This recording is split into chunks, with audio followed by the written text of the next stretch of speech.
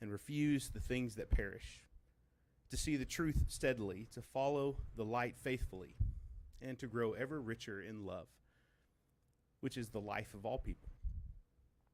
God, would you help our board today to see every question, every issue or challenge, each family, student, every LISD policy in light of their faith? Would you grant them your wisdom and grace and prudence and patience as they seek the best for all of our students and families?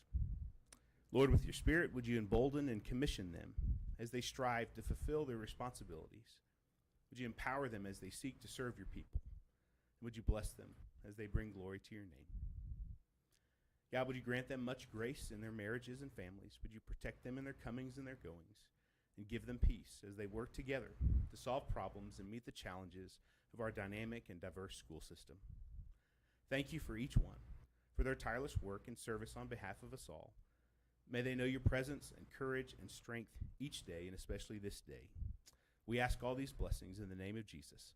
Amen.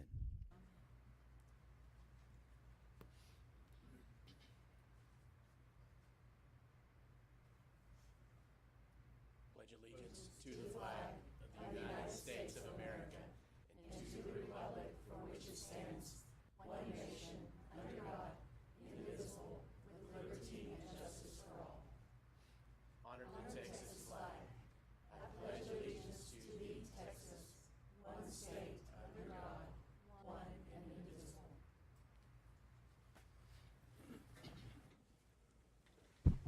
Thank you, Carl. We appreciate you being here and leading us in that prayer and starting us off on a good note today. We appreciate you.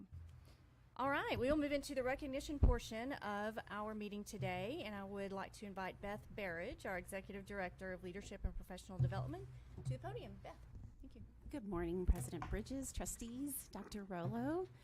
Before I introduce you to our Teachers of the Year, I just wanted to remind us all of our process that got us here.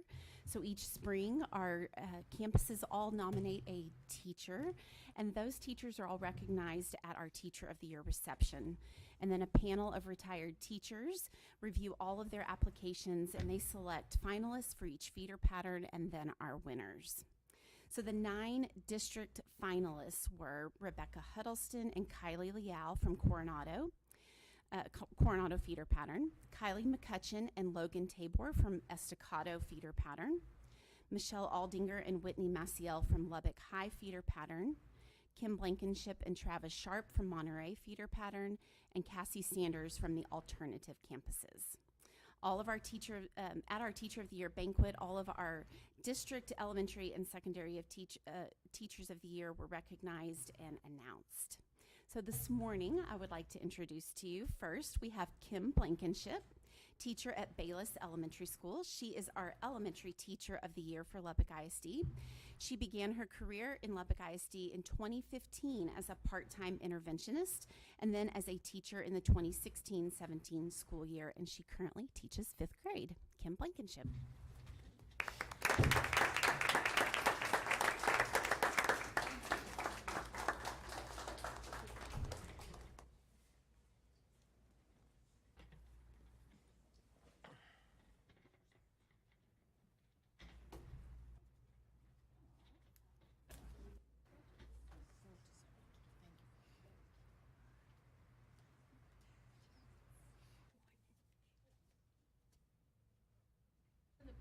There you go.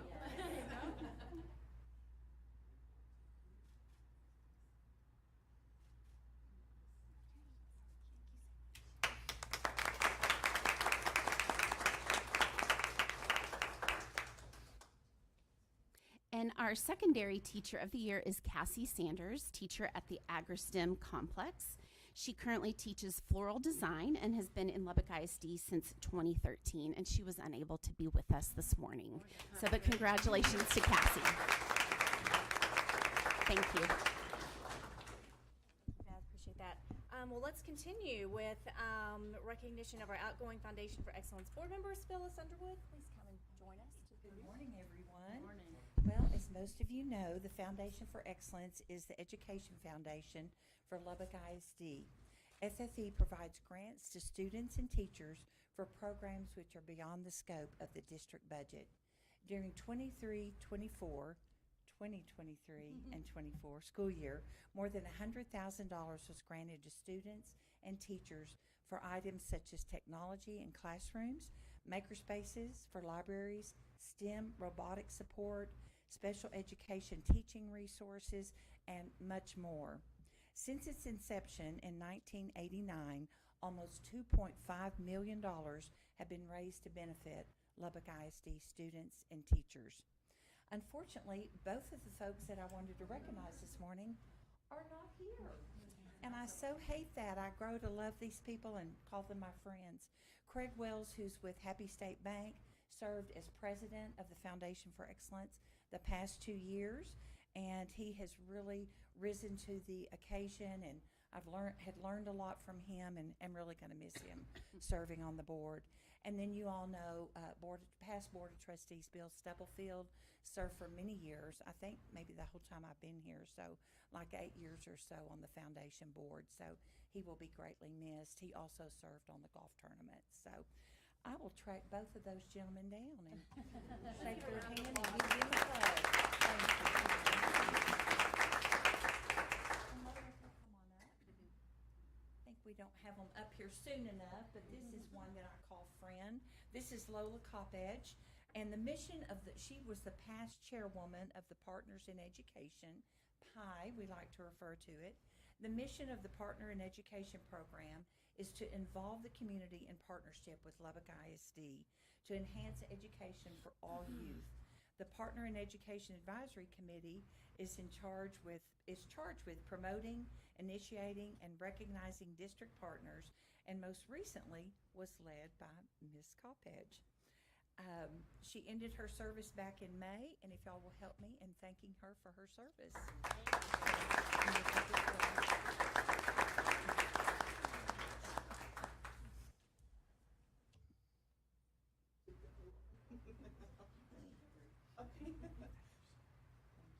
Lubbock ISD Partners in Education, in partnership with the Lubbock Chamber of Commerce and Park Hill, hosted the Community Partnership Forum. Excuse me, Ivan, go ahead. No.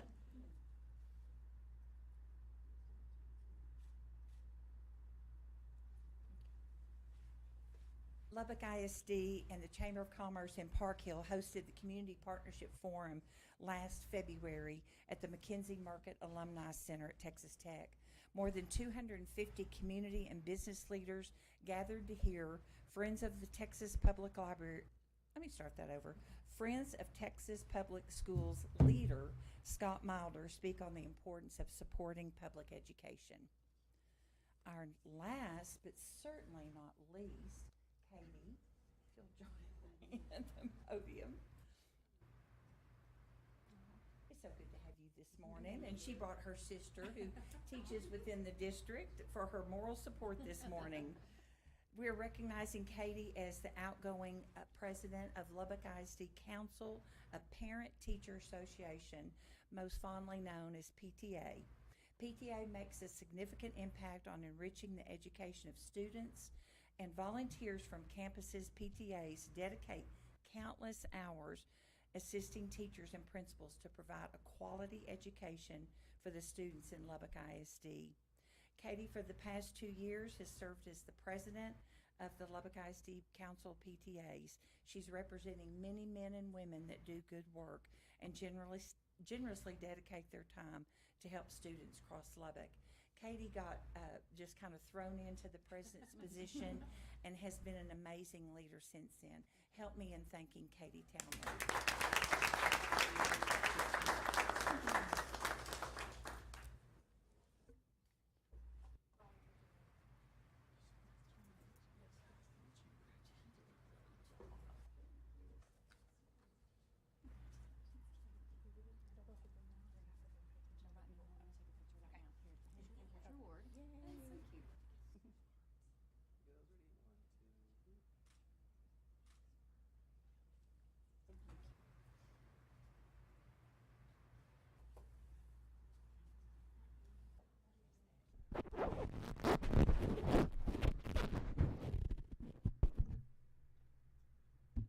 Okay, I think that's it for our recognition. So thank you, everybody. One more round of applause.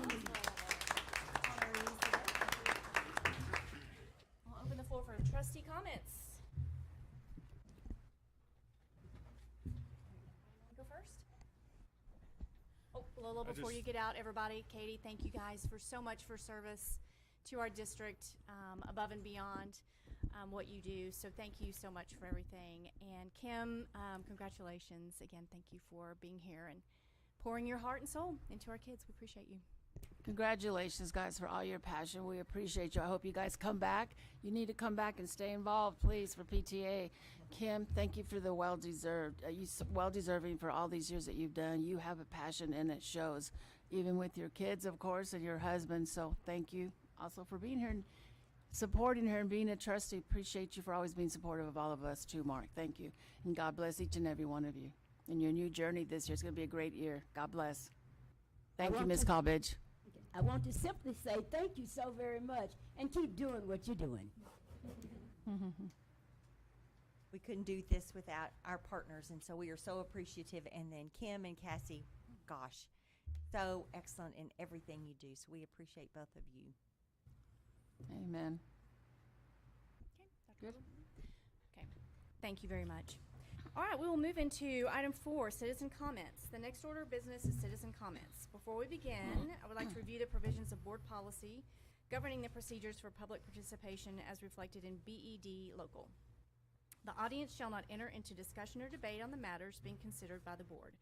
I will remind members of the board that the citizen comments section of our board meeting is for the purpose of listening to patrons, but we are not allowed to comment or debate on issues that are not posted. No presentation shall exceed 3 minutes, and a timer will go off at the completion of 3 minutes. I would ask that you conclude your comments within the time allowed. As I call your name, if you would please come to the podium and state your name for the record. I'd like to invite Lauren Smith to the podium.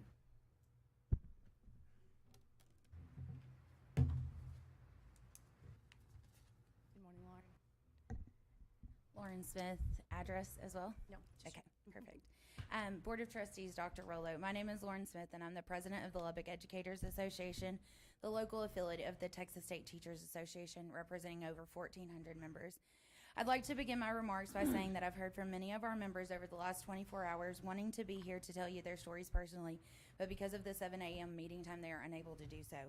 When I stood before you in May, I was happy to thank you for the ESSER payment plans that helped so many employees during a stretch of time when inflation was soaring and our employees needed extra funds.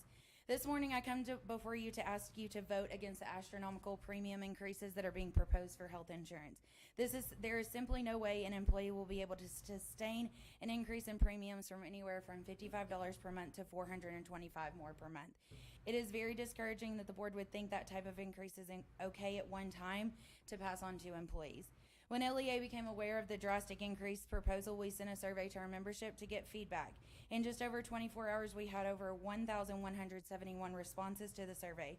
If that doesn't tell you that people are alarmed, I don't know what will.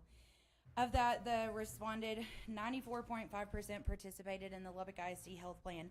75.1% stated that the employee and or members of their family would have to go without coverage in LISD if the increase passes. Finally, we asked respondents to let us know if they wanted us to ask you to vote for or against the premium increases, since the meeting was at a time that they are unable to attend. An almost unanimous amount of 99.6% or 1,166 employees asked you to vote against the increase, compared to the 0.4 or 5 employees that asked you to vote for the increases. It is clear that employees want you to send this plan back to administration to find other ways of lowering the increases.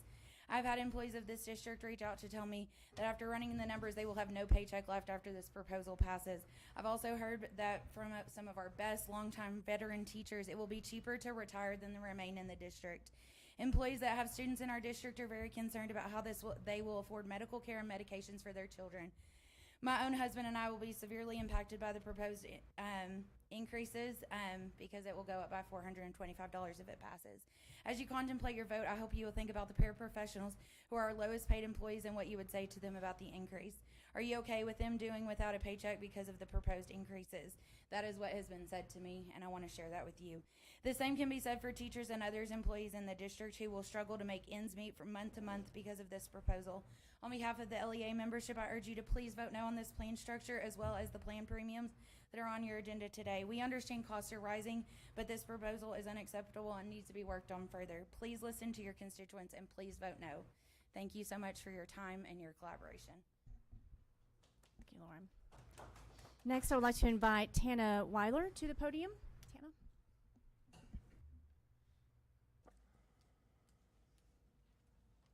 Good morning. Good morning.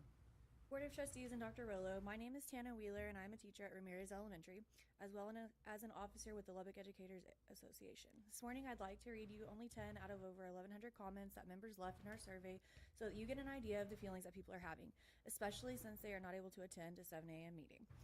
First comment, I understand that everything is increased in price. I also understand the financial state of education in Texas. Our district is in a bind. For me, $55 is manageable. I cannot imagine over $400 in an increase for a family. That doesn't seem feasible for anyone. I fear many of our families will have to forego insurance just to keep food on the table. 2, my wife and I are both educators, and all 3 of our children are LISD kids. We have a loyalty to the district and appreciate the opportunities that have been given to our family. I feel that this drastic increase shakes the foundation of our loyalty and our trust. We enjoy coming to work, and while the stress is certainly part of the job, it has been a health issue for my wife and I. We depend on lower premiums, and health credit has been an incentive for us to maintain our health to a manageable level. The increase not only affects our family finances, it also hinders us from properly caring for our family's medical needs. It would truly put our family in a situation of choosing between proper health care and affording necessities. I cannot imagine the financial strain that this puts on the district and how difficult the decision is. I only ask to reconsider this drastic increase to protect the health of staff and families. 3, the increases are extremely dramatic in a time where our pay has not increased also to meet that demand. This would completely change and overwhelm my month-to-month expenses with a dependent currently in daycare. 4, one of the reasons I've stayed in LISD so long is the affordable cost of health insurance for my family and myself. I firmly believe that this increase would cause more quality teachers to seek employment elsewhere. Affordable insurance is one thing that sets LISD apart from Friendship and Cooper. This increase would put a significant financial strain on my family as my husband is self-employed and is diabetic. I'm very disappointed in the proposal for a health insurance premium increase. 5, please vote against the premium increases. The low premium rates are what attract employees to the district, and they have helped during inflation. 6, in an effort to be transparent, please provide the bids and rates for multiple companies and allow employees the right to vote. If we spend months surveying and voting for a rigorous curriculum for our students, then employees should have a voice in choosing their own health insurance. This increase will take away from those already struggling to get by. Our paraprofessionals are underpaid as it is and would be hard-pressed to continue working with the increases of this magnitude.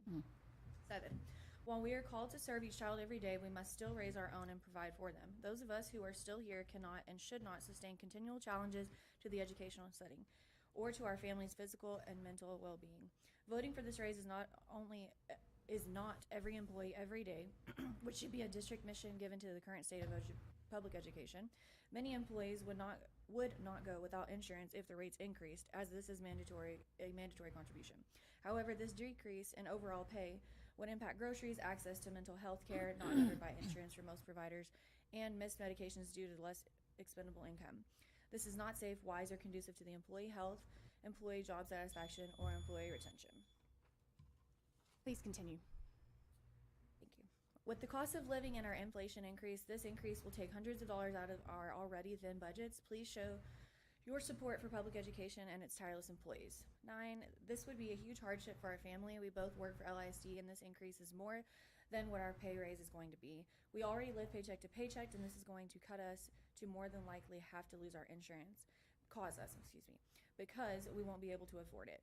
So hurtful in a time that food prices have gone out the roof, and we're all trying to make ends meet, and then our insurance goes up almost twice as much as what it is. I just can't believe this is happening. 10, and lastly, while we realize that insurance is an ever-increasing cost and the effects of the cost to LISD, the combination of increase in premiums and lower amount of wellness credit puts a major hardship on employees, especially employees that are hourly and are on the lower end of our pay scale.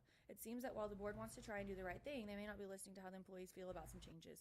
If you continue to take and never make any allowances for caring about employees, you'll lose them to neighboring districts that pay the same, sometimes slightly more, just to try and stay ahead. I care for the students and for LISD as a district. However, I rarely feel heard regarding these sorts of issues. I also believe that it will cause even more mental stress on employees that are attempting to just try and get by in a world with ever-rising costs. This alone can and will likely increase medical costs with the insurance, which in turn will eventually be passed on again to the employees. Thank you for your time. LEA appreciates you listening to just a sampling of the comments we received in our survey and hope that you will take them to heart when you cast your vote later on this morning. Please vote against the plan structure and the premiums. Thank you. Thank you, Ms. Wheeler. I'd like to invite Brenda Allen to the podium. Brenda. Thank you.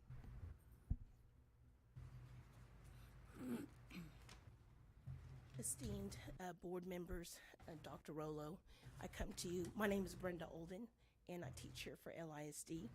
And I'd like to say thank you so much for all the hard work that you have done. Having to come together to put together this health plan had to have been a really difficult thing to do. I come here to express my concerns as an educator. I too live paycheck to paycheck. This insurance premium increase is going to cost my family $425 a month. $425, that's my food budget. $425 is some money that I send to my mother every month since my father passed because she's an immigrant. And there's some things that immigrants can't do and pay for because they lack some of the education the rest of us have. I'm a humble person, and I'm scared and I'm angry, but I want you to see a face of your educators that are in your school district. I buy my clothes from thrift stores. I'm the Yellow Tag Me Club. Some of y'all know about that, Clarence Tag United. But I want to come to you and ask that you guys look and search underneath the couches, underneath wherever you can, to find money to help us, because this is going to be difficult on your educators. And I talked to some secretaries in my building. They're going to have to quit their jobs. They're not going to be able to afford child care and be able to come to work. I'm too fat and too old to be a stripper, and my knees are not going to be able to handle with the insurance to get another job. Thank you so much for your consideration. Thank you. Ms. Alden. I'd like to invite Andrea Montemayor to the podium. Okay, Andrea is not here today. I'd like to invite Spencer Henry to the podium. Spencer Henry. Okay. I'd like to invite Jeanette Diaz Ramirez to the podium. Okay. I'd like to invite Matt Medlin to the podium. Okay. Last, Katie Gallagher. I'd like to invite you to the podium, Katie, please. Trustees, Dr. Rollo. My name is Katie Gallagher. I was a teacher with LISD for the past 12 years. I say was because I left in December. Teaching was my calling, but I left. I walked away from that career that I loved, and I did really, really well. I use that, the word escape when I tell people, and I use it intentionally because so many teachers are literally trapped in this profession. I have found that over the past 8 months, I have had to work to undo the trauma that teaching caused. Now that I'm in the private sector, I have room to breathe. I have room to go to the bathroom when I want to. And all of these things are really hard to just simply feel human and be okay with that. Teaching had ingrained in me that my productivity was tied to my self-worth. And it was very, very hard to walk away. But I did so, and I'm so very thankful that I got out when I did. I was a master level TIA teacher. I had received one payout before I quit. I walked away from that extra money that I had to jump through ridiculous flaming hoops to obtain to begin with. But I walked away from it, and I don't regret that. When I first was told I was designated, I thought, wow, I'm finally almost getting paid what I'm worth. And that was with a $17,000 payout. I say $17,000. I actually walked away with about $11,000 because of taxes and obviously the 10% that I earned, but the district keeps. So I did all of that because I needed to do what was best for my family, and teaching is no longer it. Teaching is not a career that you can retire in any longer. You simply can't afford to. I miss teaching every day. I miss kids. I was very good at teaching kids and relationships with kids, but I miss absolutely nothing that has to do with the adults in education. And just so we're clear, even with a master's degree and a TIA stipend, I was making maybe $62,000 before taxes.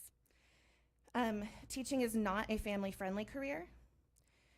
I couldn't attend Muffins with Moms because I had to run away to my own classroom in the mornings.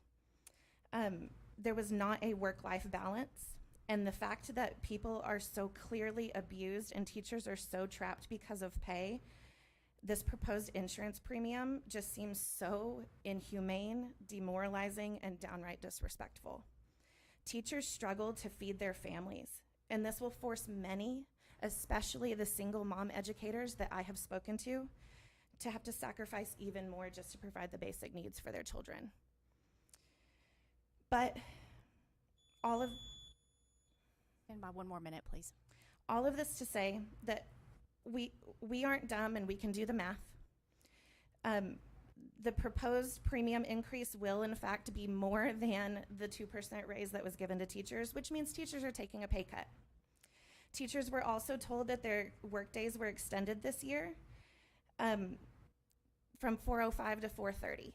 That was the time in which teachers tutored for extra pay after school.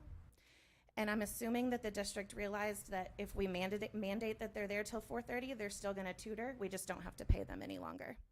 And that's what good teachers will do. They'll continue to educate kids from 4:05 to 4:30 without the additional pay that they depended on. So I'll end with this. I don't see it changing. I see incredible educators like myself walking away altogether because, to be honest, compensation is the best way to honor your employees and respect your teachers, and LISD seems to fail year after year after year at this. So when will this abuse stop? Thank you. That concludes citizen comments. Thank you all. We will move on to consent agenda, item 5. Consider board approval of the minutes for the regular meeting and workshop held July 25th, 2024.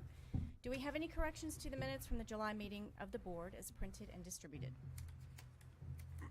Hearing none, the minutes are approved as printed.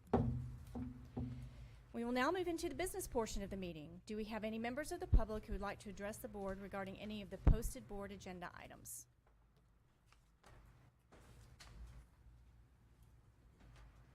All right, hearing none, we will, continue to item 6, academic action items. Approval of Memorandum of Understanding, or MOU, with Lubbock Habitat for Humanity. Dr. Rollo.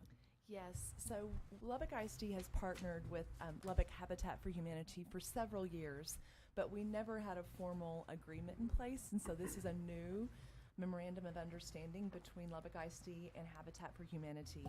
This allows our students who are working in the CTE career pathways to have real-world experience in actually building a house. And they work on their plumbing skills, electrician skills, all of the things that go into building a house. It's real-world experience, and then that house is then donated to Habitat for Humanity to serve a family in our community. We are working with community partners to garner resources to cover the cost, as some of the costs have been, some of the funding that came directly from Habitat for Humanity has been cut, but we are working with community partners to keep this wonderful program going for our students. And I want to thank Amy Baker, she's here today, and Randall Hust for their work on this. Trustees, any questions, comments? We've done this like 18 houses or something like that. 24 houses. Oh my gosh. It's just amazing. Yes. Good job. All right, do you have a motion to approve the MOU with Lubbock Habitat for Humanity? So moved. Thank you. Is there a second? Second. Thank you. All those in favor, please indicate by saying aye. Aye. Aye. Any opposed, same sign. Motion carries unanimously. Thank you. Approval of agreement with Texas Tech University for school psychology student clinical training. Dr. Rollo. Yeah, so this is another great opportunity working with a community partner to provide our students with real-world hands-on experience. This is an agreement with Texas Tech University School Psychology to help us grow our own with students who want to major in psychology and pursue school psychology. And this allows them to have some clinical experience. Trustees, questions, comments? All right, do you have a motion to approve the agreement with TTU for school psychology student clinical training? So moved. Second. Thank you. We have a motion and a second. All those in favor, please indicate by saying aye. Aye. Any opposed, same sign. Motion carries unanimously. Thank you. And finally, approval of MOU with Lubbock Christian University for direct admission program. Yes, so this is a new agreement that we are very excited about. And I want to thank Dr. Scott McDowell, the president of LCU, for his vision around this. But he really wants Lubbock students to consider Lubbock Christian University because it's in our backyard. And so they are partnering with us to offer early and direct admission to students who meet certain criteria with regard to their GPAs. And this early direct admittance will allow them to have lots of scholarship opportunities early on. So we are just grateful for this partnership and thankful to Lubbock Christian University. Absolutely. Comments, questions, I have trustees? a question. What is the criteria, Kathy? I don't know that, do you know, Kim, for sure? I do. Okay. It's a grade point average of 3.0 or higher. Oh, okay, that's it? Oh, okay, good. So they don't have to, no requirements other than That's all that. they have to have. Nice. Yes. That's easy enough. Yeah. Wow, I think it's easy. Maybe not for some. I get it. I get it. I get it. I Chavez That is will- on the that. record. That will, Well, I'm in that the will medical include field. I'm that just will saying, include I'm many in the medical students. field is what I'm saying. You're not having to take classes, health classes, biology, all that good No, stuff ma'am. is what I'm referring to. Yeah, Any additional? I guess 3.0 is hard Just enough. 3.0. I get it. Yes, that will we- include I think we many concur. students. Yes, Yes. absolutely. All right, do I have a motion to approve the MOU with LCU for the direct admission program? So I moved. so move. Thank you. I have a motion and a second. All those in favor, please indicate by saying aye. Aye. Any opposed, same sign. Motion carries unanimously. Thank you. All right, moving on to administrative action items. Designation of board delegate and alternate for the Texas Association of School Boards, or TASB, 2024 Delegate Assembly. Dr. Rollo, I'll let you explain. Yes, and so it is that time of year where this board will elect one of you to serve as the TASB delegate for the assembly that will take place in San Antonio on Saturday, September 28th of this year in conjunction with TASA. And so we need to elect a delegate and then an alternate. And just for some of our new board members' information, that is really some legislative advocacy items that they discuss, finalizing the legislative advocacy agenda for TASB and TASA, and there's representatives from every district that's there at TASB. So it's an interesting process. It's real informative. I really enjoyed it. So I think most of them have already gone. So I think some of you guys that are, if you're interested, I would definitely do it. But we're not going to haze. You guys do your own. Usually you're going to do it. It usually No, is. we're not Well, the gonna floor do is open for motions to Yeah. appoint the board delegate. I'm not doing that. So I would like to nominate Nancy Sharp. Okay. a second. Okay, we have a motion second for Nancy to be our board delegate for the TASB 2024 Delegate Assembly. All those in favor, please indicate by saying aye. Aye. Those opposed, same sign. Motion carries. Congratulations. But now we will elect an alternate in case something comes up and Nancy can't attend. Can the alternate attend anyway if they don't want to believe go? so. I think Okay, it's so it's just just one. So it's just one. Okay. The floor is open for motions to appoint the board alternate. I have a desire for that. I nominate Mary Ann Lawson Second. for our Okay. alternate. We have a motion and a second for Trustee Lawson to be our delegate to the TASB 2024 Delegate Assembly. All those in favor, please indicate by saying aye. Aye. Aye. Any opposed, same sign. Motion carries unanimously. Congratulations, you guys. It's an interesting process, so thank you. All right, we now move on to an endorsement of the nominee for the Region 17 position on the TASB Board of Directors. So Dr. Rollo, I'll let you kind of walk us through this because Okay. I don't recall having to do this before. Yes, so each Have we? region Yeah. has a representative on the TASB Board of Directors, and the Region 17 position is expiring. And so we have two people. Sometimes you haven't had to do this because there's only been one person who's Okay. expressed interest. But this time you have two who have expressed interest in serving as the Region 17 delegate. And we sent their bios to you in the superintendent update. Carlos Betancourt is the incumbent candidate who's seeking re-election, and he currently serves on the Slayton ISD Board of Trustees. And then Sylvia De La Garza currently serves on the Plainview ISD Board of Trustees. And so we need to elect one of those to represent as our vote for Lubbock ISD for Region 17. Well, I'd like to nominate Carlos Betancourt. I know him. I know the work he's done. We work collectively together.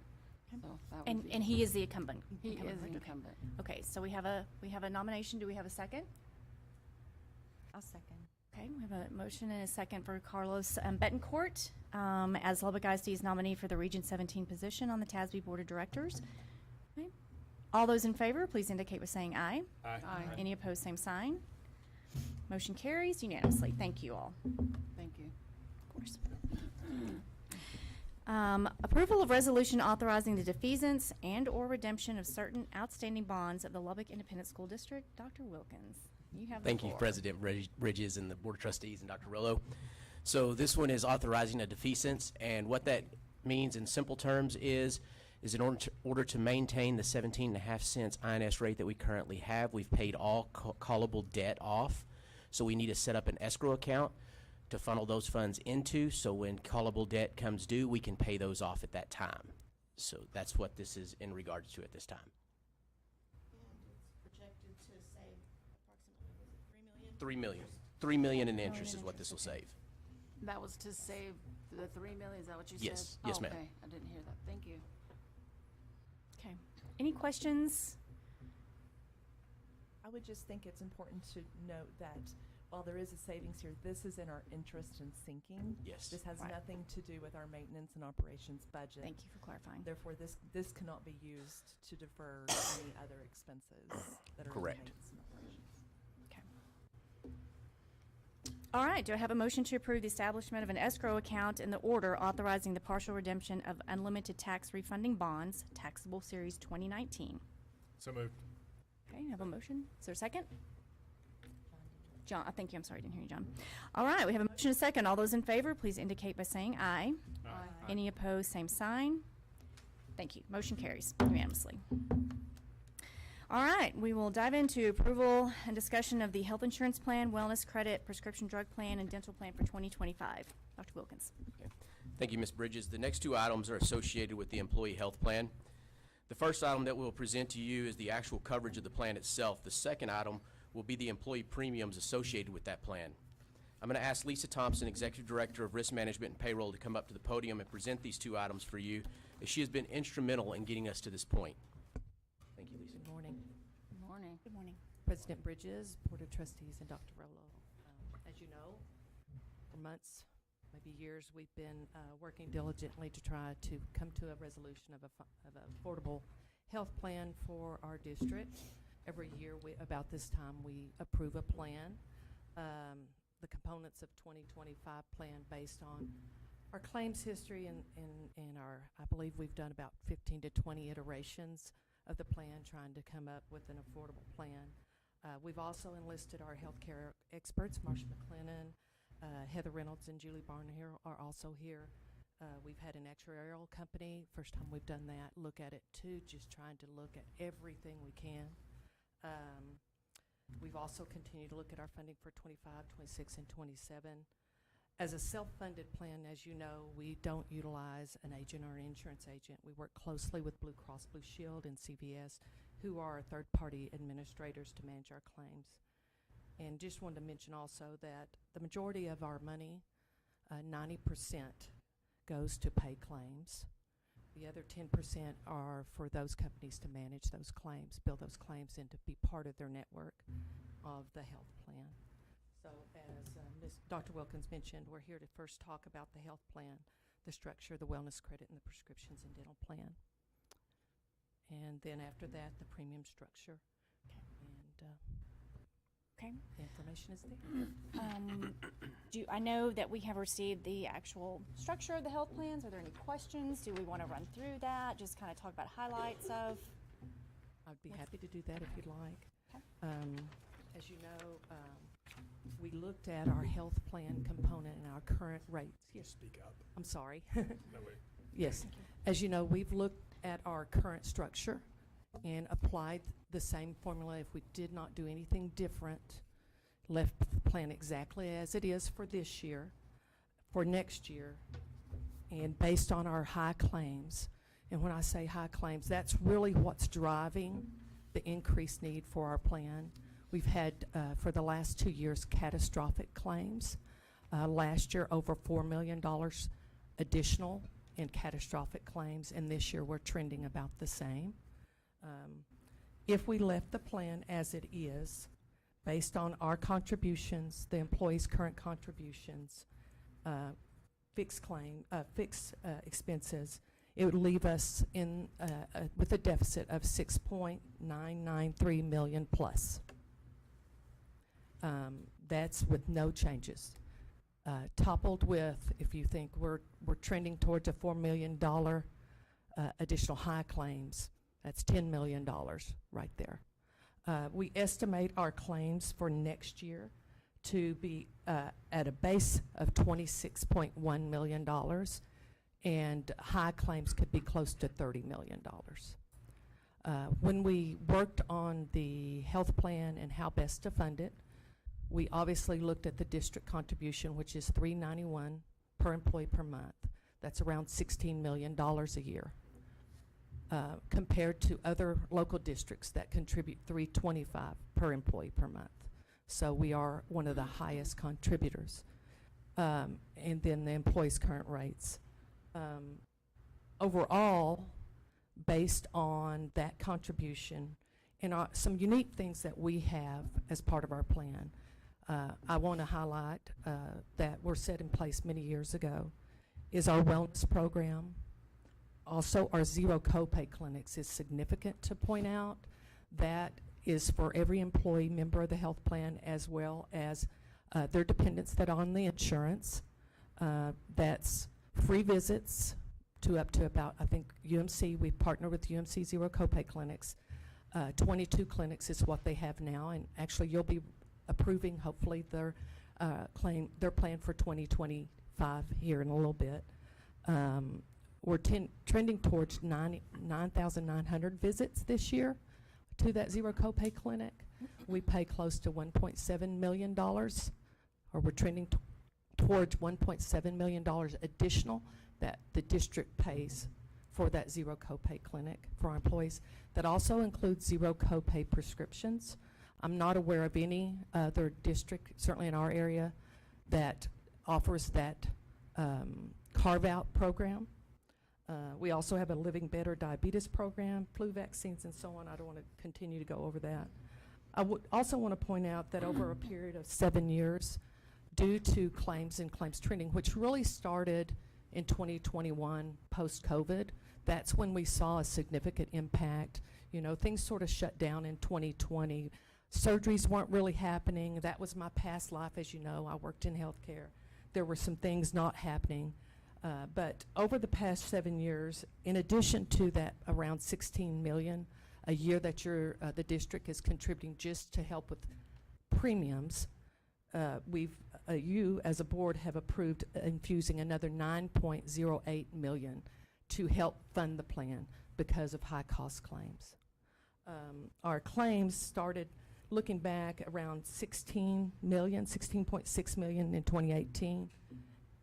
They've increased significantly from, if you look at 2020, it was at $17.7 million. In 2021, we jumped to over $22 million in claims. And again, we're predicting in 2024 this year, 24 to 25 million in claims. In 25, 26 million in claims, base claims. So back to the base amount, if we left things as it is, and after we pay our expenses out of the funding that's provided by the board or by the district and the employees, it would leave us $19.1 million to pay claims of $26.1 million.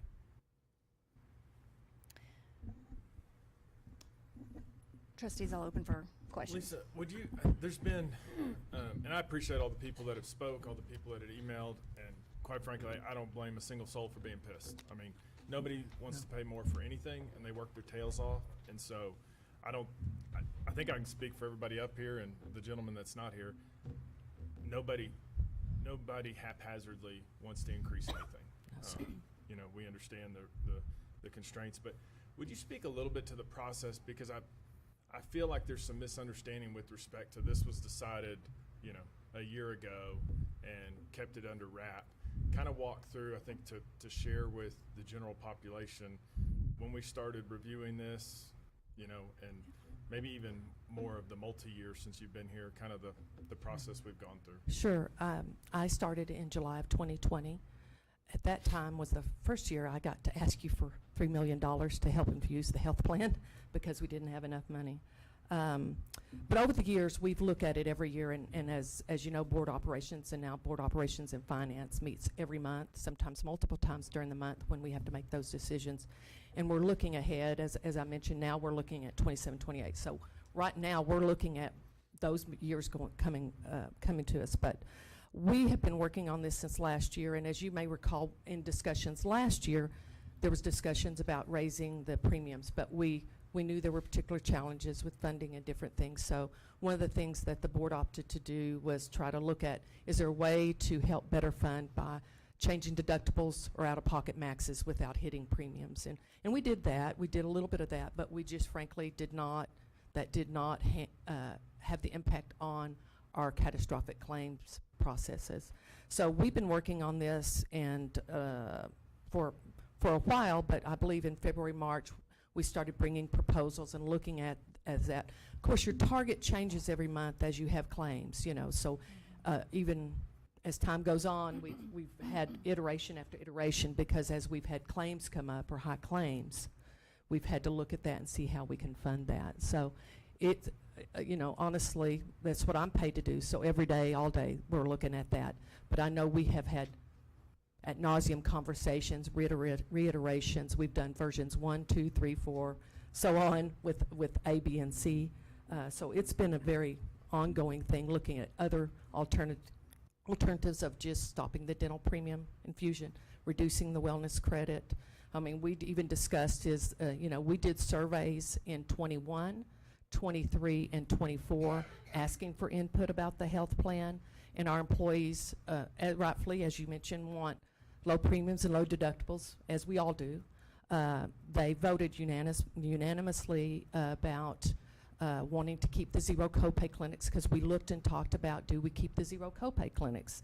Can we use that funding to help that? And overwhelmingly close to 90% average, 87, 88% employees want the zero copay clinics and the zero copay prescriptions. They feel like that helps us. Additionally, that carve out saves us another $1 to $2 million because we pay that directly to our zero copay partners instead of billing that through Blue Cross Blue Shield, and that additional cost, it saves us another $1 to $2 million. So we pay that directly for those visits, as well as the zero copay pharmacy visits. So Lisa, in other words, if we removed the zero copay contract, yes, those claims would then fall under Blue Cross Blue Yes, Shield and ma'am. would cost more. Yes, ma'am. It would cost. So we wouldn't be Right. saving any if we. So one of the great things about the zero copay clinics is our employees, as you know, can go there and do not have to pay a dime. Mm-hmm. They would have to pay out of pocket for that visit. That would go towards their deductible. So right off the bat, that $100 visit, $150 visit, $200 visit. Mm-hmm. Recent experience, it was $225. What it would have been had I not gone to a zero copay clinic. That would first have to be paid out of the employee's pocket right off the bat. We are taking that burden off the employee and paying that if they go to those zero copay clinics, which have pediatricians, primary care, those sort of things. So we're up front, as you know, we've really looked at how can we reduce upfront costs to our employees, and that zero copay clinic does that. It also does quite a few things. Is one, it gives them care quickly before they get too sick. It's affordable. They can go see a doctor and go get that prescription for whatever and nothing out of their pocket because we want them to get the care they need. We also know if they get it sooner, they won't get sicker. They won't end up in the emergency room. They won't end up in the hospital. And again, we care about our people, and we don't want that to happen. So yes, I mean so we looked at that. We looked at. Lisa, real quick before Yes, you ma'am. continue, I just want to have a really quick Please. question in regards to the wellness. It's Yes, called wellness for a reason. Is Yes. it limited to what they can visit with or for? For the zero copay clinics? Yes, ma'am. No, ma'am. There's no limit to that. They can go there. it's primary care for the most part. So, you could go there, do you think you sprained your ankle? You could be seen there and they could refer you to an orthopedist. But the program, again, kudos to my predecessor, was set up years ago to try to get, my kids are sick, they're on the plan, I can get them there. A lot of them open up at 7 in the morning. Get them there, get them the prescriptions, get them better for the employees too. It also offers telemedicine. So that is a great service that certainly, I believe that was a process put in place with COVID before I got here. That's well utilized from that perspective. And that is only through UMC that they can go through that, correct? At this time, yes, ma'am. We bid that out every year, every 5 years at least. We bid that out within a year of my being here. We do have to bid that out next year. That'll be for 2026. And we're already, my partners, Marsh McLennan and I are already looking at that. We meet frequently with UMC. We open that up and follow the RFP processes accordingly on that. And the board will be considering that next year. Thank you. Yes.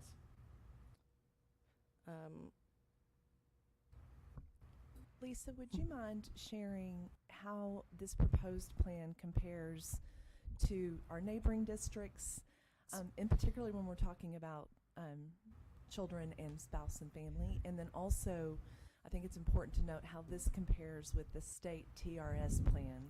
Yes, ma'am. So we did really look at we're going from 4 plans to 3 plans, also trying to save our employees some money and streamline our premiums accordingly. So employee only, we have a basic HMO plan. And we have 2 fees. What's published, we have to publish is the base rate without the wellness credit. Wellness is a great program here that offers lots of resources to our employees and their families. And also, remember with wellness, real quick, we do an annual screening for those, a list of blood work and things like that many employees use for their annual visit. So our base rate with the wellness credit for the basic HMO is $100. Another local district is $97.67 a month, and the other district is $147.34 a month. Active care with TRS is $447 a month. So for employee and children in particular, $250 a month under the base HMO plan, $200 with the wellness credit, and that's a credit that's easily achieved with some guidelines. So another district here locally, it'd be $557.11. So $200, $557. The other district, $501. And then TRS Active Care is $760. So just to clarify, that's for employee and Children. Yes, ma'am. So $200 with the wellness credit, $557.11 at another district, $501 at another district, and TRS Active Care is $760. And to clarify further, this is as proposed. As proposed, yes, sir. As proposed.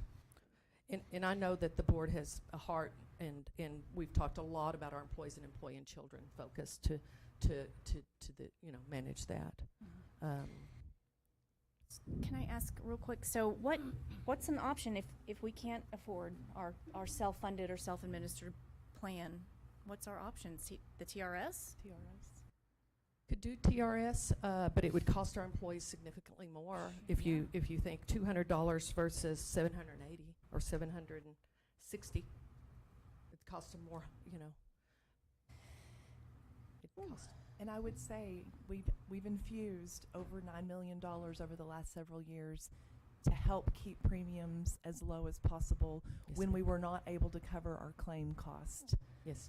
With very, very little new money from the state, there is nowhere to pull money to infuse into the health system if we cannot cover claim cost. There is no money. It would add to our deficit.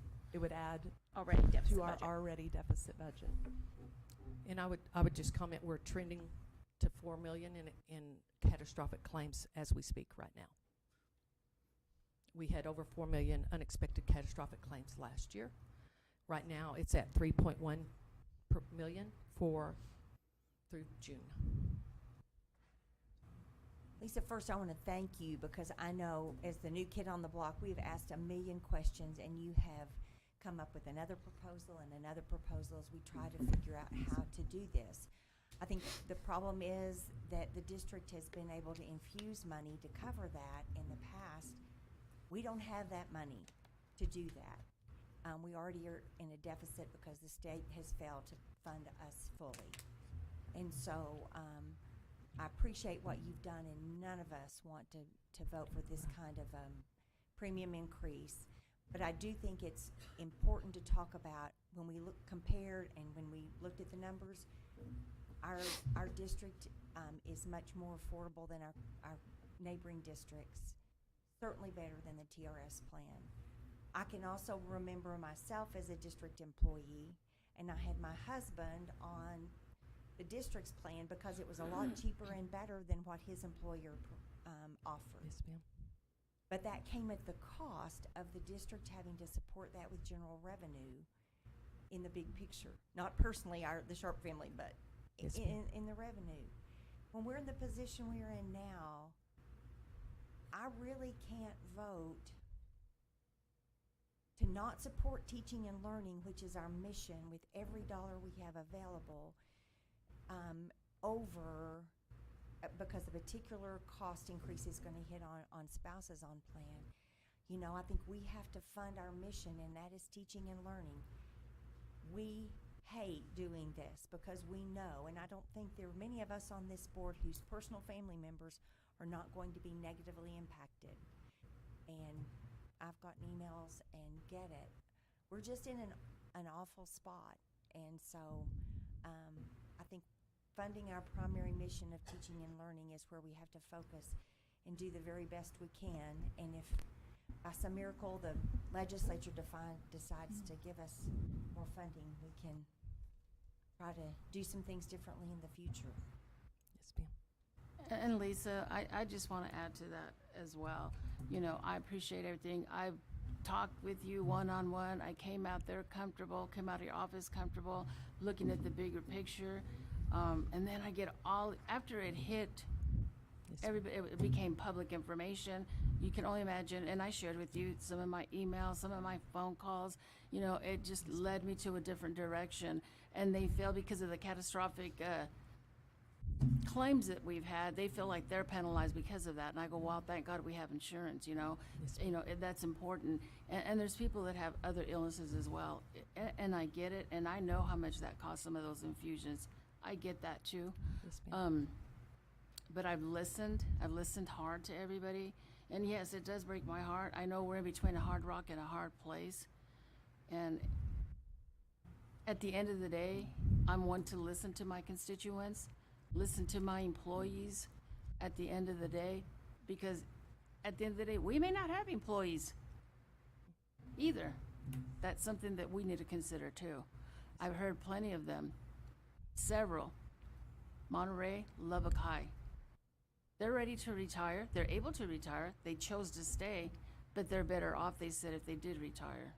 So I'm hearing lots of stories, and I can't believe that nobody else haven't heard the same thing I've heard as well. The survey spoke volumes. I believe in surveys. I've asked you about surveys, and you've done a well job with that too. I think everybody here has worked hard on this and had hard issues with it, hard times. I get it. So thank you for what you've done. Thank you. And I want to make sure I understand it, because I've heard that too, Lala, and thank you for the input. If you're an employee and you retire, then you're going to go on TRS, and so instead of paying potentially $200, it was what? That's not for everybody. Well, if you go on to, if you Go on to retire and you go TRS. on TRS's insurance. So if you're an employee in only, and we get a pricing for Region 17, which just goes into effect September 1st. So if you're employee only, say you want to just cover yourself with us, you'd pay $100 with the wellness credit. With TRS, you'd pay $447. 447. Yeah. So, I hope anybody The who's thinking 400. about retiring instead of taking, this is a hard pill to swallow, looks carefully at that, because it sounds like to me they're going to pay. I think they have their husband's insurance. But I would also, I've said this and apologize to the board for repeating this, is Additionally, I want to continue to emphasize our carve-out things that are special. The zero copay clinics, the zero prescriptions, the wellness credit, the Living Better Diabetes program has been a key program for us where we reimburse up to $2,500 employees that participate in our diabetes wellness program. We have the vaccines, the Employee Assistance Fund, the gym program. We also reimburse for gym membership. I know that's aside and different than the premiums, but those are things we have additionally that total up to about $3.4 million that I'm not aware of other districts offering in our area. That's an And- additional thing that our district pays for. And for this agenda item, for item D, it is really just approving those things. So we can, I'm sorry. We can go ahead, if I might, if we have a motion, or if there's any more discussion on the actual components of the plan, we can discuss that, but then we can move on to the employee contribution. So do we have a motion to approve the health insurance plan, wellness credit, prescription drug plan, and dental plan for 2025 as presented? So moved. Second. Motion and a second, thank you. All those in favor, please indicate by saying aye. Aye. Aye. Aye. Any opposed, same sign? I oppose. Opposed. Okay. So we have 4 in favor and 2 opposed for the plan approval. Okay, motion carries. What? Okay. What? To my colleagues, I want to make sure that is the actual plan, not the costs. Yep. So we have an issue with the plan itself, the offerings, because that's what we just voted on. Yeah. So what? Yes. I'm just curious. Everything, I just wish that things could be so different conversation here today. And I don't think that we're here to discuss that at this point, other than to vote, so we'll talk publicly. Not publicly, excuse me. My private. concern is what about the bidding? I know bidding comes into I when you c- make decisions. Are you talking about bidding out the plan? No, just bidding, looking at other insurances. That, we've done that. We did that for our 22 plan and going forward. Those are for fees and things like that. That's less than 10% of what we're paying.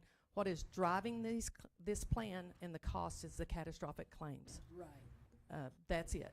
So we We've- bid it we- out and we've done that Okay, process. we voted and closed on that, so Yeah. that item D is closed. Let's move to item E, which is approval of health insurance plan premium structure and dental plan premium structure for 2025. Which is the actual cost. Yes, the cost per employee. Yes. Okay, all right, let's move to that.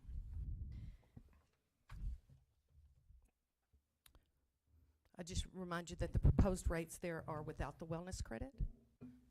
And as we've discussed previously, the structures there, again, can dive further about the costs from that perspective, but compared to the other districts, we are significantly lower. And again, the carve-outs of a part of that we pay for $3.4 million for the wellness clinics and all the other programs we have, or the zero copay clinics. I'm happy to entertain any further questions or explore further thoughts on that. And I just want to clarify, make sure that we have this straight, that with the zero copay clinics, and that gives a more predictable, because an employee knows once they pay that premium, they're not going to be paying a deductible, they're not going to be paying a copay. They can go to the doctor to the zero copay pay and get, amoxicillin or whatever for strep throat. And so it's a more predictable expectation of what they're going to pay monthly. So would that be accurate? Yes, ma'am. I mean, yes, of course, because you're not paying anything for those visits. The employee is not paying any for the visits. Whether they go 1 time, 10 times, 15 times, we don't count, and it doesn't cost them anything. Yeah. It costs the district. We do pay for those visits, and that ranges depending on the type of visit, from $75 per visit up to $125 basic visit, and then we also pay for things like rapid strep tests, flu tests, those sort of minimal things like that. So theoretically, an employee could go to one of those without the zero copay and pay $225 very easily for paying for that. They pay nothing for that. Yeah. And they pay nothing for those prescriptions. We've partnered with United Pharmacies for many, many years that do the zero prescription copays. Also, CVS, who's our national provider for prescriptions, has zero or low pay, $4 or none. So they can go to their pharmacy of choice. I want to clarify that. Yes. Thank you, Lisa. Yes. And we'll do a great job of publicizing. Yes. those We've seen an increase, as you've seen probably from the numbers we present. We had about 9,400 visits last year, and we're trending towards 99, I said 9,400, now 9,900 or 9,900 this year. So we do continue to publicize that. UMC's been great partners with us with those clinics for many years. They've eased some publications on how to get to them with a barcode, wait from home, those sort of things that we really continue to push to our employees and try to educate them And about. Lisa, go back to, so the district contribution per employee is $391. Yes, ma'am.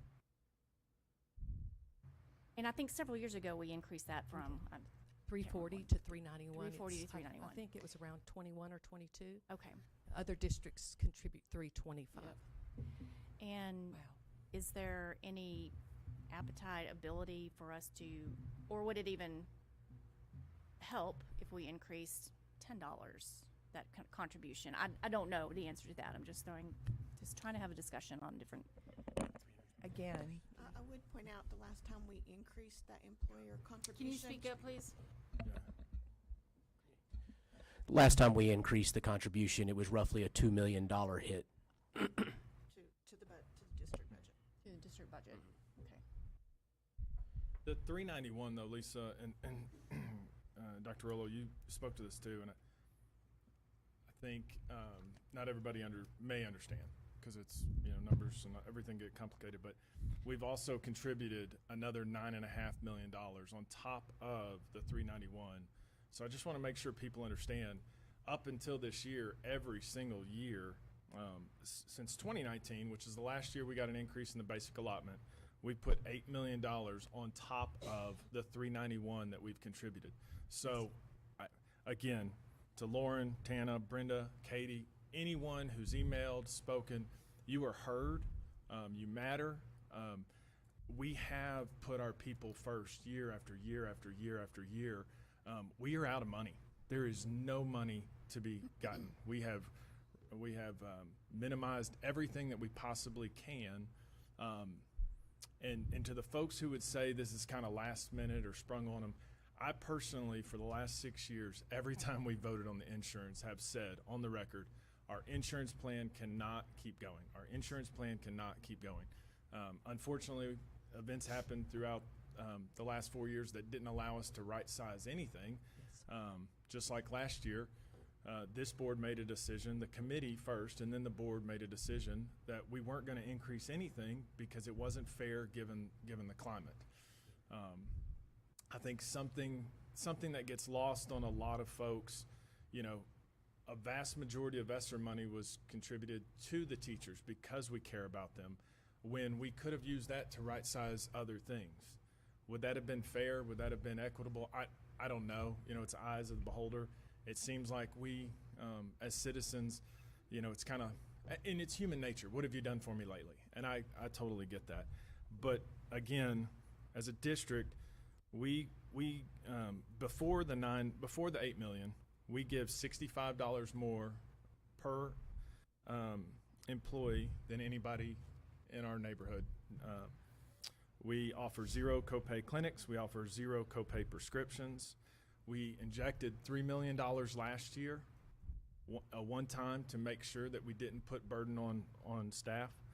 $8 million since 19. Our claims since the last basic allotment adjustment, our claims went from just under 18 million to projected to be over $25 million. And the revenue that we're receiving is the exact same. Nothing's changed in that. And so that goes somewhere. And so, the other thing I would say, and I know the teacher org has a job to do, and I can appreciate that job. They should be there to support the teachers. I'm disappointed in the number of respondents the teacher org had versus the number of respondents that we have when we send out surveys. We've sent out surveys almost every year with respect to health insurance, And if I remember the number correctly, it was like 1,200 respondents for the teacher org. I think our last survey, the respondent was 654. And so it's what was it real, in regards to, Ryan? the last health survey? insurance. Both of them have been with for health. Is that what you're saying? Yes, ma'am. I think the one yesterday, whatever, just opinions But on the the one proposed. before, you said there was 2 that they've done. No, ma'am. No, The one one that we we did. did, Okay. we got 654 Okay, got you, respondents. got you, The got one you. that they did was 1,200. So to the teachers, and I'm not blaming you. You are not responsible for state funding. You are not responsible that we don't get any additional revenue. Hear me loud and clear. This is not your fault.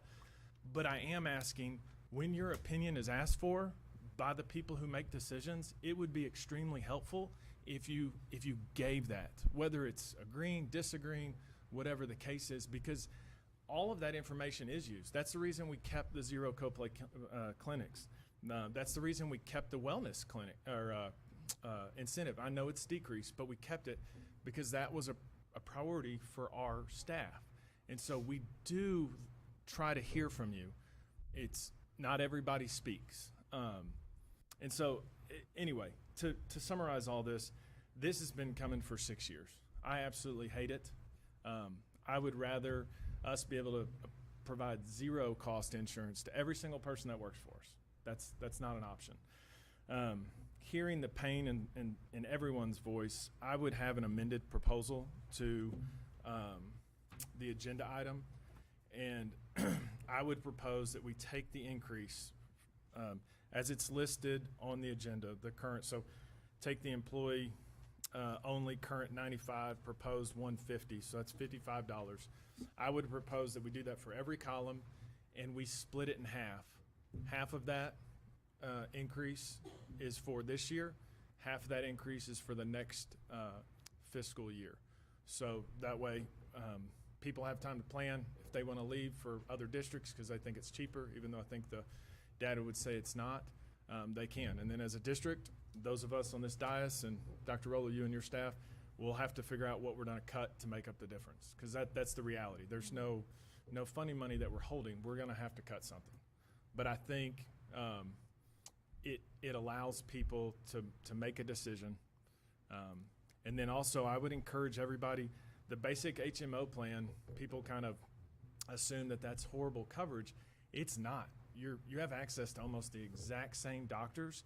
And so for those of you that are worried about a premium going from $144 to $300, I would urge you to look at the HMO. You'd be saving almost $200 a month.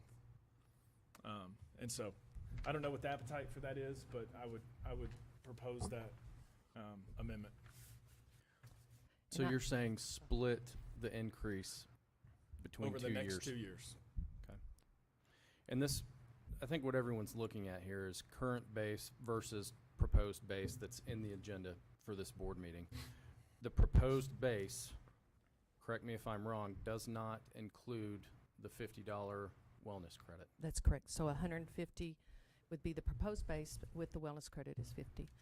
I'd be remiss in saying, and you know this, but I have to say that as a manager of the plan is we will not have enough money to cover our claims for next year, and we will not have enough money to cover our claims in 2027. I just need to make sure that's on the record. And so It's the board's decision, but I have to say that, so I will be coming back to you for money. and we For will have infusions. we'll have to cut We'll have to something. cut something. I mean, we don't have anything right now left to cut that is not extremely difficult, but we will have to find the money.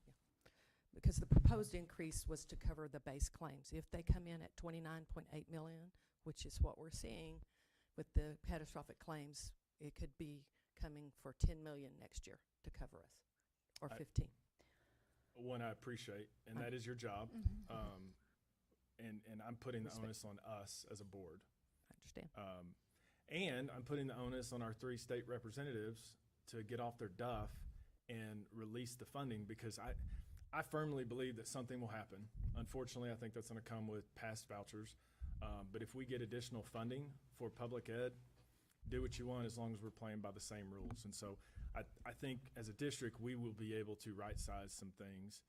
And that's what I'm praying for. If it doesn't happen, then we'll have to cut things. Didn't and then, happen last And, year. and the cuts will be difficult as well. Yeah. There's not, I mean, Yeah, and I hope there's that, no easy, clear answer here. So, Yeah. Is there, but this can we in not the short table term this would and then help. just so we can discuss this? No? Okay. well, You don't that, give me no, no no, no. choice. For, We have to make a plan. we have to notice the notify our employees of the carriers changes. by September 1st. We have to notify our carriers. Of So the we do plans. have time. We still have time to talk before, as long as we do it before September 1st. Well, That's next week. yeah, I mean, I would, it's to the board. Do we have any other discussion, or is everyone amenable to amending the proposed motion to, I don't even know what that wording would be. well, I would The just, wording. I make a motion to To amend the split existing, into the next half this year and then expected half next year. Can you restate that so that we're clear on what, it's half of every increase to each plan or half of the, is that what you're saying? Can you please repeat that, sir? yeah, my amended motion is to not change anything other than the proposed base, splitting the increase that we're proposing this year by 2. So half of that increase goes effect January 1st, 2025. The other half of that increase goes into effect January 1st, 2026. For each plan, splitting the increase, yes, For each plan, each category. yes. And so that's going to be a deficit. On us.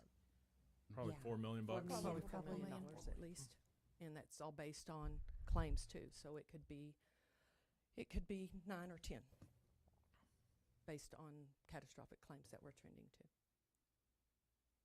You know, you talk about surveys and the zero copay clinics, you know, and I know that we needed more participation on the surveys, and I think folks will take that to heart who are listening to this or who will review it afterward. I think the vast majority of people, being employees of the district, the most important thing to them was premiums, out-of-pocket expenses every month. I know there are several people in this room who are going to feel this, however we implement it. And I think you've done a great job of explaining through this. And, you know, like Nancy said, we have made you go through multiple iterations of this. And we appreciate all your hard work. But I also think you've done a good job of explaining that, you know, we've come up with the best option we can. So I think splitting the difference, we have to compromise somehow. We're a self-funded plan, and this is based on claims that are happening within our plan, and they've gone up from $18 million to, you know, $25 to $30 million. I mean, it's just arithmetic. So I think splitting that difference, people meeting the criteria for the wellness credit to knock another $50 off of that, you know, is something that I think is a good compromise given the terrible circumstances. So I think that. so too at this point. I think that'll help some of our paraprofessionals that are out there that don't make that much. They make $1,300, $1,400. So I take all that into consideration. So I'm with that, Brian. I'm gonna call you Brian, okay? I've been called worse. Oh, I'm sure you have. All right. Do I have a motion to approve the health insurance plan premium structure and dental plan premium structure, which we didn't discuss? Do we want to talk about dental? Is there anything for dental? We're good. The dental premiums would remain the same. The district would no longer do the employee-only contribution, for clarity. So moved. I'm not. Let me restate it though. Let me No, finish no, for to the sure. back. So, do I have a motion to approve the health insurance plan premium structure and dental plan premium structure for 2025, amended by splitting the proposed base cost by half, beginning January 2025, and the remaining half January 2026. Proposed increase. Proposed Yes. increase. Increase in the base. Increase in the base. Thank you. With all other things, yeah. That is my By motion. splitting the proposed base increase by half, beginning January 2025, and the other half January 2026. So moved. He motioned a second. Okay, we have a motion by trustee Chavez and a second by trustee Curry. All those in favor, please say aye. Aye. Aye. Any opposed, same sign. Thank you. Motion carries 6 to 0. Thank you. Thank you, guys. Thank you, Lisa. Very Thank much you, so. Lisa. Thank you. You're turning red up there. Sharpen your pencils. We have work to do. Yeah. $4 million. Okay. All right, moving on to procurement and contracts. Approval of district purchases. Dr. Wilkins. Thank you, Ms. Bridges. We have two items for your consideration this morning. The first item is an interlocal agreement with Texas Tech. This is part of our participation of the SGS, Systems of Great Schools, and it's paid for with the 21st grant funds. I do have Ken Casares here this morning and he'd be happy to answer any questions if you have any. He's doing a phenomenal job. All right. I'll move on to the next one. The next one is an interlocal agreement with Texas Tech in regards to STEM activities that will be led by Texas Tech University leaders. Students will meet weekly. TTU will organize, develop, implement, and maintain the system clubs at LISD campuses, and you can see the campuses listed there in the description. Trustee, any questions? All right, do I have a collective motion to approve the district purchases as presented? So moved. Second, thank you. I have a motion and a second. All those in favor, please indicate by saying aye. Aye. Any opposed, same sign. Motion carries 6 to 0. Thank you. Approval of district contract renewals, Dr. Wilkins. Thank you, Ms. Bridges. We have 5 contracts for your consideration this morning. The first one is a zero copay clinic that Ms. Thompson mentioned earlier. As you can see, this is year 5 of 5. So we will have to start the process of request for proposal during this year. This is paid for with the health plan funds, excuse me. The next one is our partnership with Germ Blast. We have benefited greatly from this partnership as we continue to work diligently to protect our staff and students. I'll point out that this is a not to exceeds number, and the services both scheduled and as needed basis, so we can use them as needed when district discovers an increase in illness in the facilities. Okay. The next one is our annual renewal for frontline software. You can see what the systems covered by this contract. This is our ERP and our HR stuff. So this is all of our frontline stuff we use. And then the next one is our Microsoft licensing that we use in the district. It's for all staff and enrolled students. This is an annual renewal as well. And then finally, we have an annual contract with Cisco software. This is our software that we use for voice over IP, which is our phone systems, and the technology switches. All right. Trustees, any questions or comments? All right. Do I have a collective motion to approve the district contract renewals as presented? So moved. Thank you. Second. Thank you. I have a motion and a second. All those in favor, please indicate by saying aye. Aye. Any opposed, same sign. Motion carries. Thank you. Okay. All right. An executive closed session will be held under the provisions of Texas Government Code Chapter 551. It is 8:24 a.m. and we are adjourned to closed session.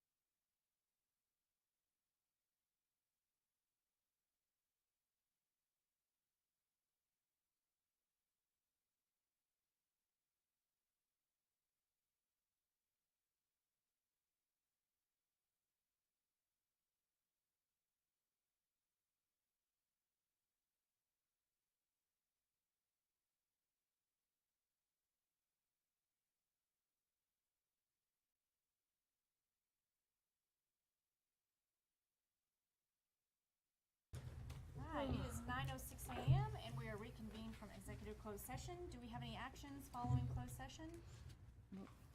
Hearing none, it is 9:06 a.m. and this meeting is now adjourned.